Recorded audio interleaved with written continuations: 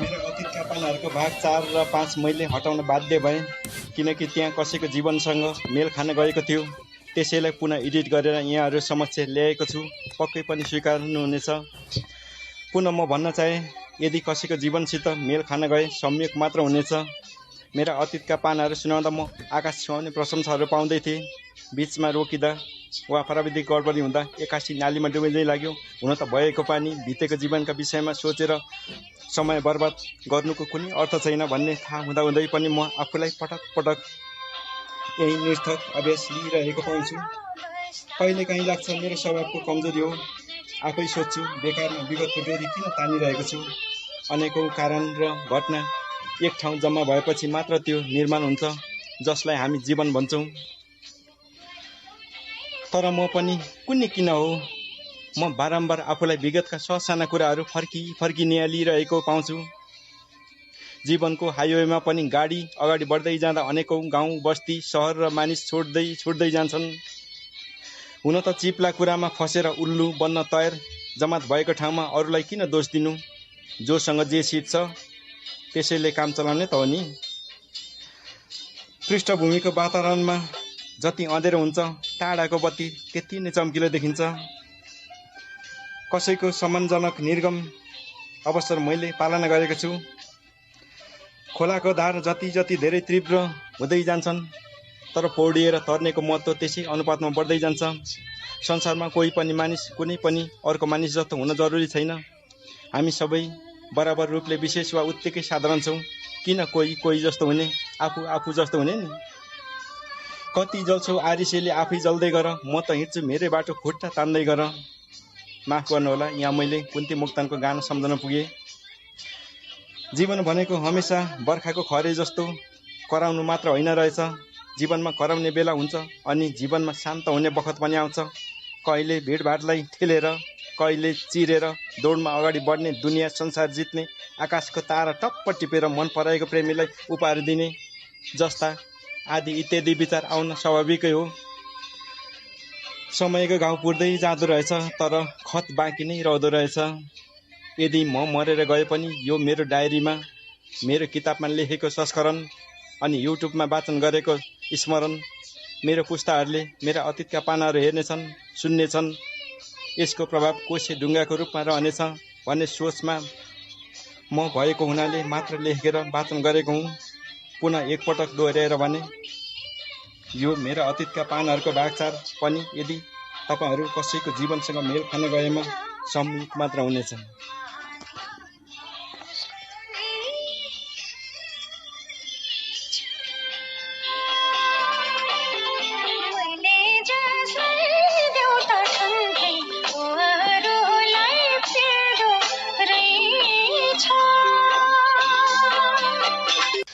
विक्रम सम्वत 2064 पुष 8 गते वा ईस्वी सम्वत 2007 डिसेम्बर 23 गतेका दिन साउदीको मरुभूमिमा वैदेशिक रोजगारको सिलसिलामा पुगे। कम्पनीको नाम क्याप आर्बिल्टन थियो। जति पनि म भन्दा पहिला गल्फ कन्ट्री जानेहरूले ती देशहरूमा निकै गर्मी हुन्छ भनेको सुनेको थिएँ। त्यही भएर मैले खासै गर्मीमा लाउने कपडाहरू लगेका थिइनँ। तर त्यहाँ त जाडो महिनामा एकदमै जाडो, गर्मी महिनामा एकदमै गर्मी हुने ठाउँ रहेछ। म जाडो महिनामा पुगेको थिएँ। त्यतिको जाडो त नेपालको सोलुखुम्बुमा पनि हुन्न झैँ लाग्यो। मेरो ओठ तालु सबै जाडो र त्यहाँको धुलो सरिक हावाले फुटेको थियो। म लगायत मेरा साथीहरूको मेडिकल अनि कम्पनीको आइडेन्टिटी कार्ड 3 दिनमा बनेपछि जुबिल भन्ने ठाउँबाट करिब 400-500 किलोमिटर टाढा खोरेस भन्ने ठाउँ साइटमा काम गर्न कम्पनीले लग्यो। बिहान 4 बजे उठेर पाउरोटी चिया खाएर गाडीमा चढी साइट ड्युटी सुरु भयो। टाउकोमा हेलमेट, शरीरमा हार्नेस, ल्यान्डर, बेल्ट, स्पानर, खुट्टामा सेफ्टी बुट, आँखामा सेफ्टी ग्लास गरी झन्डै 5-7 केजीको आर्मीले गोलीगट्ठा भिरेर 40 मिटर हाइटमा 6 मिटरको पाइप 28 केजी, 6.5 मिटरको बिम लेडर 80 केजी उचालेर चमेरा जस्तै झुन्डिएर काम गर्न थालियो। सुरुमा त बेलुका रुममा खाना नै नखाई कति दिन त भुक्लुक्क निदाउने गर्थे। त्यसको मतलब म निकै थाकेको हुन्थेँ। कामको अनुभव गर्दै जाँदा थाहा पाएँ जुन नेपालमा मैले मेनपावरको कम कर्मचारी देवन भान्जालाई सम्झे। मलाई स्काफ फोल्डरको ग्रेडबारे थाहा भयो। ग्रेड ए वा A+ को बढी तलब हुँदा रहेछ, ग्रेड B को अलि कम र ग्रेड C को सबैभन्दा थोरै तलब हुँदा रहेछ। म कतिसम्म लटक रहेछु भन्ने कुरा त्यहाँ प्रश्न भए। यदि म ग्रेड A नभएर पनि ग्रेड B मा भए पनि आएको भए अलि तलब हुन्थ्यो, तर म ग्रेड C मा थिएँ। मेरो तलब सबैभन्दा थोरै 700 मात्र थियो।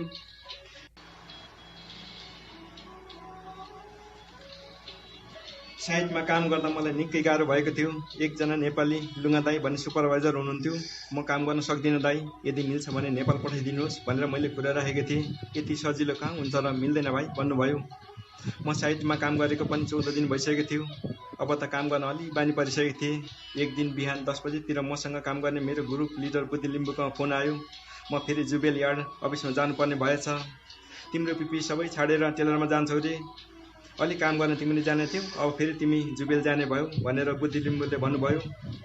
मैले सोचेँ टेलर भनेपछि कपडा सिलाउनेसँग जानुपर्ने रहेछ भनेर, तर त्यो त कम्पनीको 25 टन बोक्ने सामान ठुलो गाडी पो रहेछ। साउदी गएको 15 दिनपछि म जुबेल यार्ड इन्चार्ज भएर काम गर्न सुरु गरेँ। यस अफिसमा ल्याउन मलाई सहयोग गर्नुहुने जयदेव सम्धीलाई सधैँ सम्झिरहेछु। मेरो काम मेटेरियल डेलिभरी गर्ने र रिसिभ गर्ने, स्टोर किपर हेर्नुपर्ने अनि टाइम सिट बनाउनु पर्ने थियो।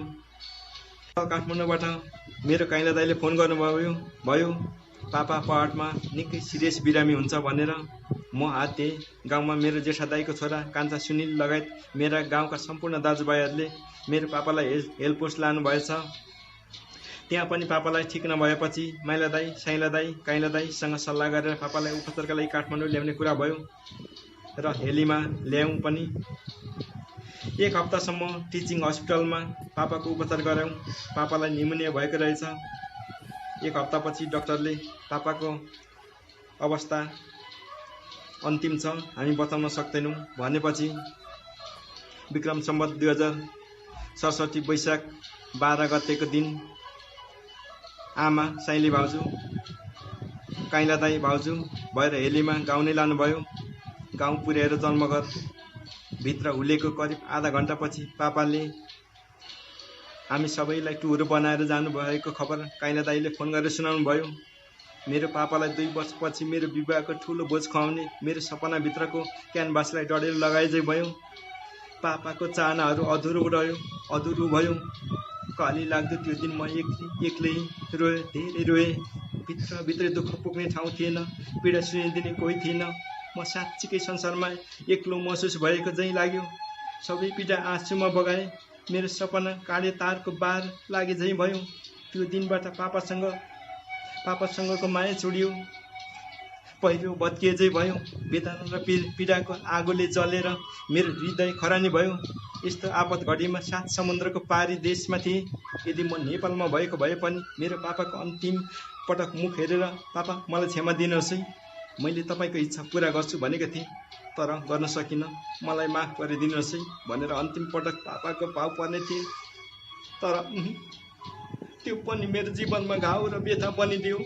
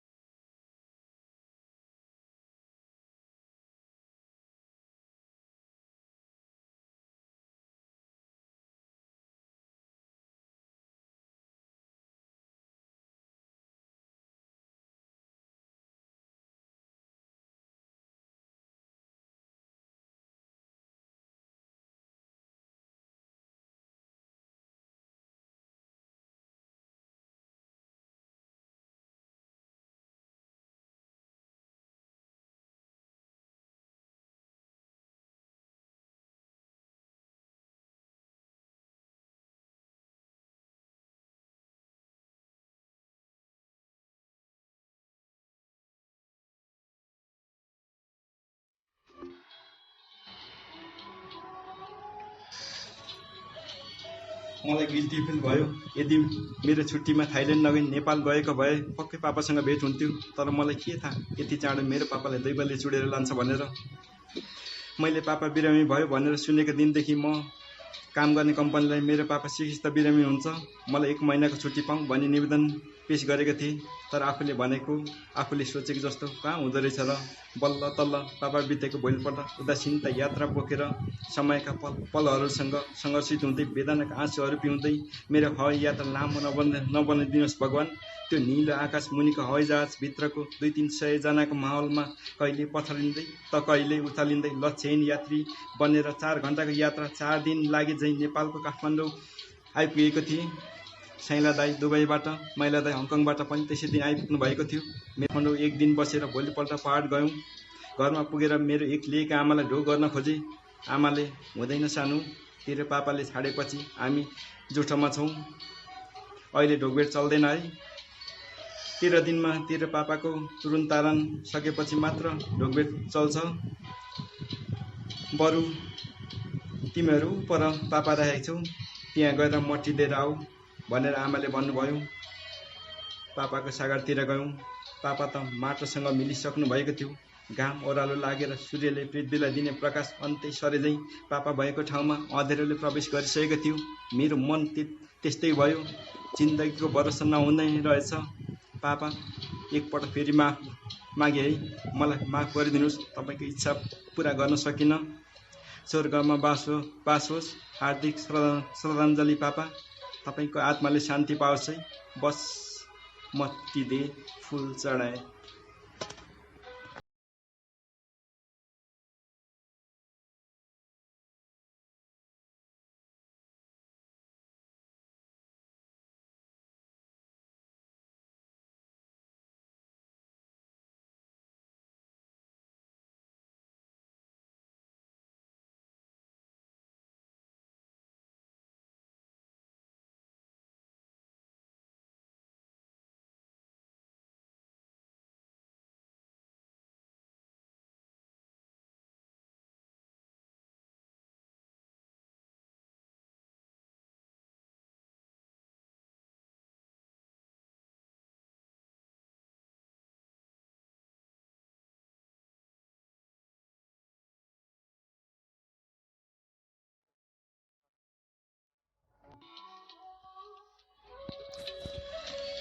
पापा 82 वर्षमा स्वर्गवास हुनुभयो। 78 वर्षीय मेरी आमा, हाम्रो आमा, यस धरतीका आमा, पापाबाट सधैँका लागि एक्लिनुभयो। आमाको हृदय वेदना र पीडा आगोले जलेर खरानिँदै भयो। पीडाको ज्वाला बलेझै भयो। आमाको हृदयको घाउ ठुलो बनिदियो। आमाभित्र खालीपन महसुस भयो। हामी सबै छोराछोरी, नाति नातिनी, पनातिनीहरू भएर पनि जीवनमा चाहिने मुख्य कुरा नभए जस्तो महसुस भयो। जिन्दगी सधैँ एकनासको नहुँदो रहेछ, आफूले सोचे जस्तो नहुँदो रहेछ। भनिन्छ जिन्दगी सुन्दर सपना हो, यसलाई विपनामा बदल्दा सुन्दर हुनुपर्ने हो। तर कहिलेकाहीँ आफूले सोचे जस्तो नहुँदो रहेछ। सायद यही भएर नै जिन्दगी बनेको होला। लाग्दो हो पक्षीलाई पनि यो आकाश सबै आफ्नै हो, तर त्यो पक्षीलाई के थाहा आकाशको विशाल कायरता असीमित र परिधि हो भनेर।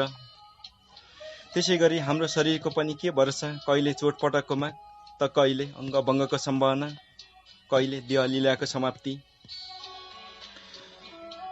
पापाको तुरुन्तारण सकेर हामी सबैजना आफ्नो कर्मथलोतिर फर्क्यौँ।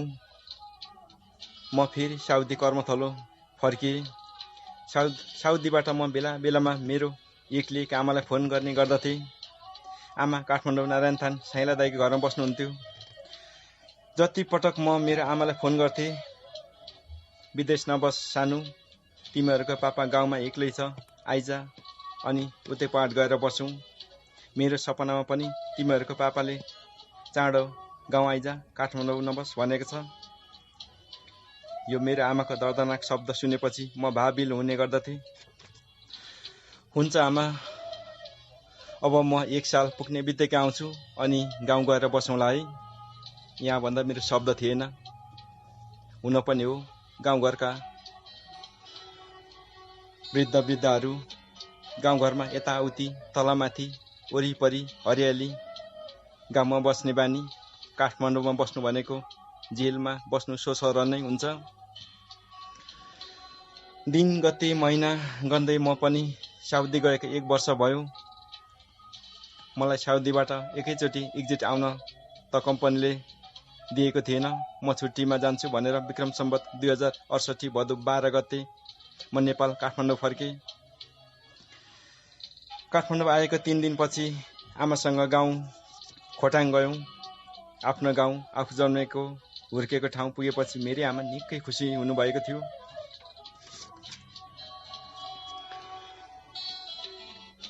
समय बित्दै गयो, म कृषि पेसामा लाग्न थालेँ।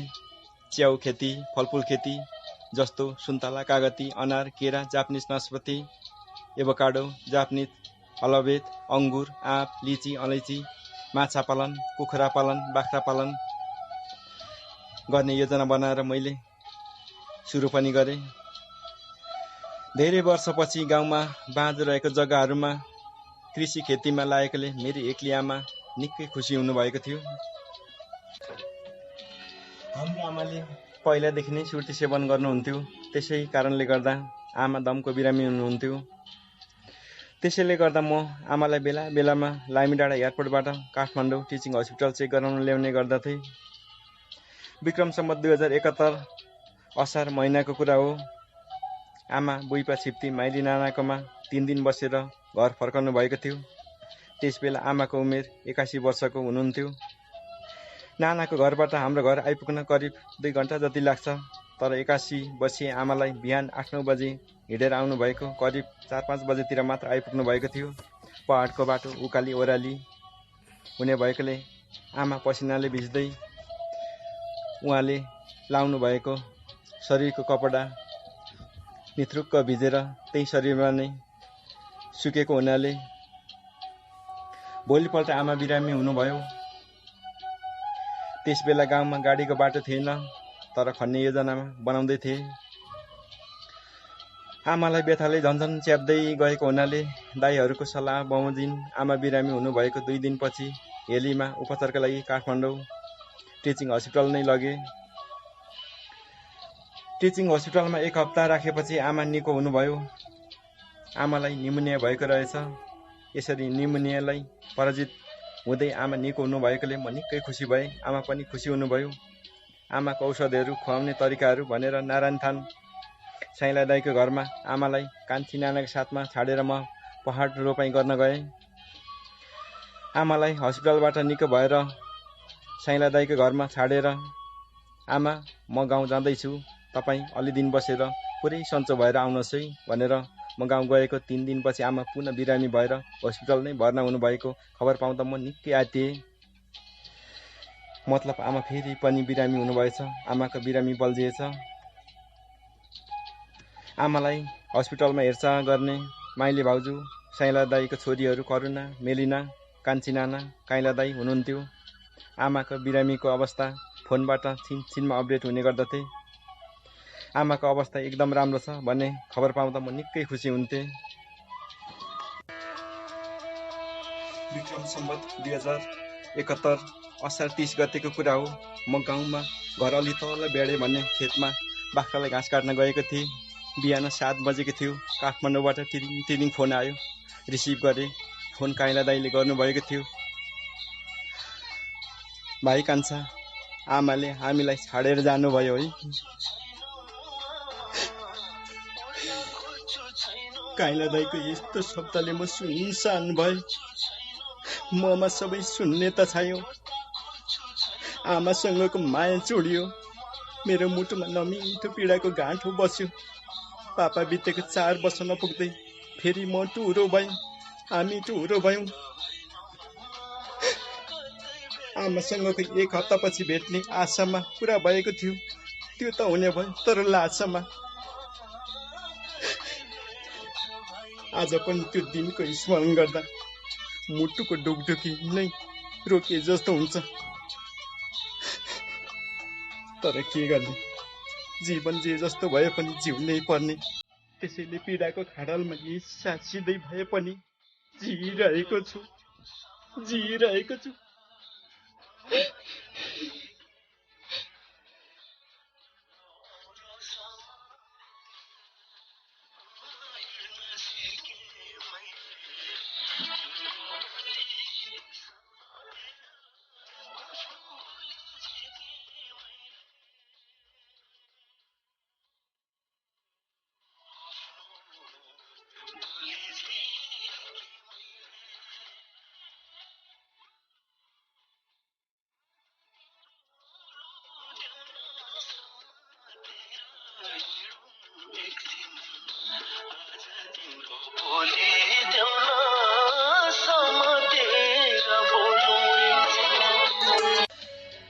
13 दिनपछि आमाको तुरुन्तारण सकियो।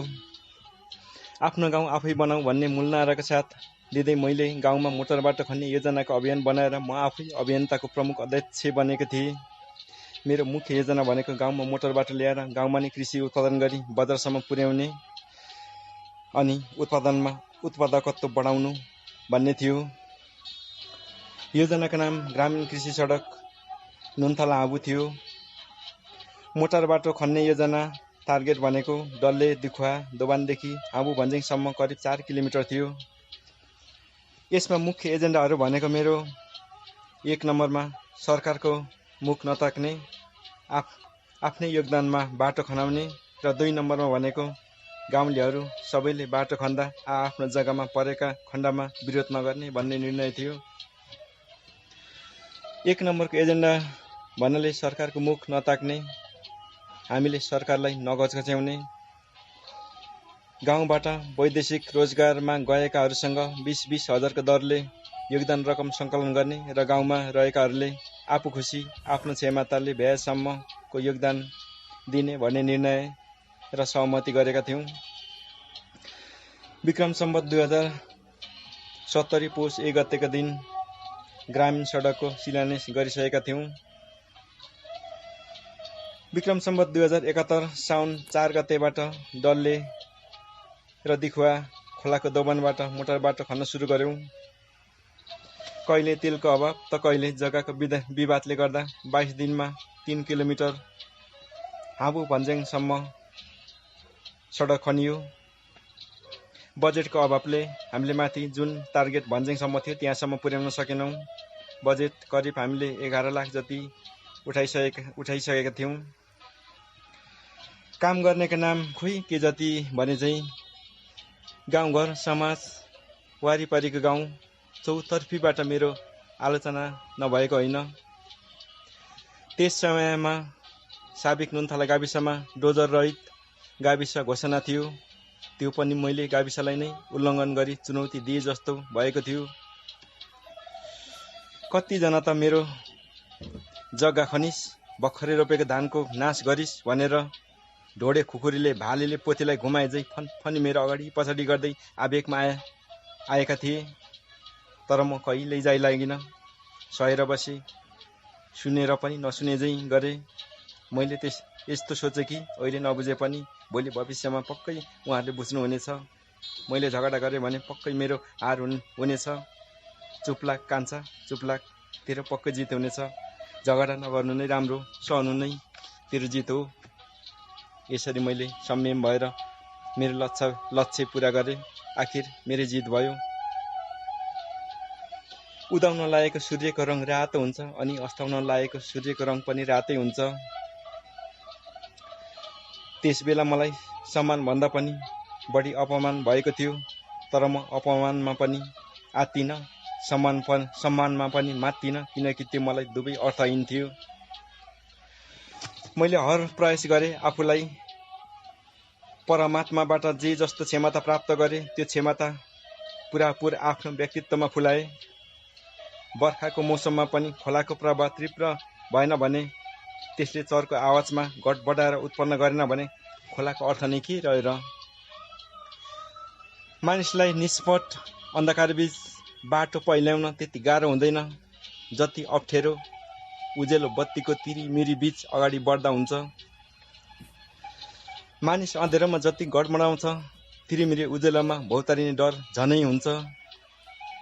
विदेश वा स्वदेशमा बसेर अनेक दुःख कष्ट सहेर खेपेर अभियन्ता मलाई अथवा आफ्नो गाउँ आफै बनाऊ अभियान, ग्रामीण कृषि सडक नुनथला हाबु भन्ज्याङका सबै योगदान गर्नुहुने सहयोगी दाजुभाइ, भतिजा, सामाजिक संस्था, बहुआयामिक आमा समूहलाई अनि रसिद कटाई हङकङमा सहयोग रकम सङ्कलन गर्नुहुने मेरो सहोदर माइला दाइलाई लगायत मेरा गाउँका सबैलाई नमन गर्दछु।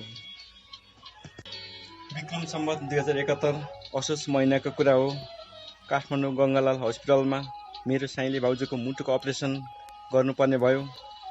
त्योभन्दा अगाडि पनि भाउजूको मुटुको भल्भ त्यही हस्पिटलमा फेरेर सफल भएको थियो।